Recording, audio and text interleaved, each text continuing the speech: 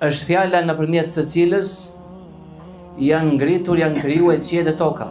Edhe pikërisht për këtë fjalë janë krijuar të gjitha krijesat.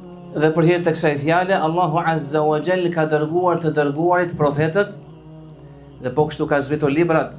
Për këtë fjalë janë ligjëruar legjislacionet. Pikërisht për këtë fjalë janë vendosur peshoret, janë vendosur po kështu regjistrat. Për këtë fjalë është vendosur tregu i xhennetit, po kështu dhe i zjarrit. Nëpërmjet kësaj fjale njerëzit janë ndarë në besimtar dhe obesimtar, në vepër mirë dhe vepër keq. Kjo fjalë është zanafilla e krijimit, e çështjes, e shpërblimit dhe ndëshkimit. Kjo fjalë është e vërteta për të cilën ja krijuar njerëzit, krijesat.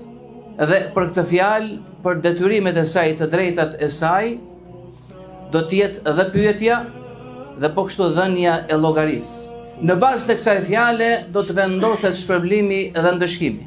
Sipas kësaj fjale është vendosur kibleja e muslimanëve gjatë namazit të tyre.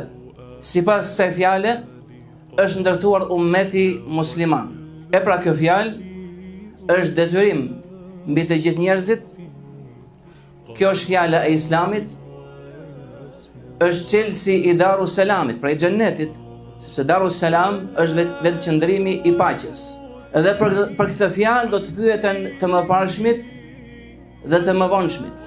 E gjitha kjo që lexova, që thash, është marrë prej fjalës së Imam Ibn al-Qayyimit, dietarit të madh, në librin e tij Zadul Ma'ad. E pra besoj se tashmë e kuptuat se për cilën fjalë bëhet fjalë. Bëhet fjalë për fjalën e tauhidit, fjalën la ilaha illa Allah, nuk ka zot që meriton adhurimin vetëm se Allahu subhanahu wa ta'ala. بذكر الإله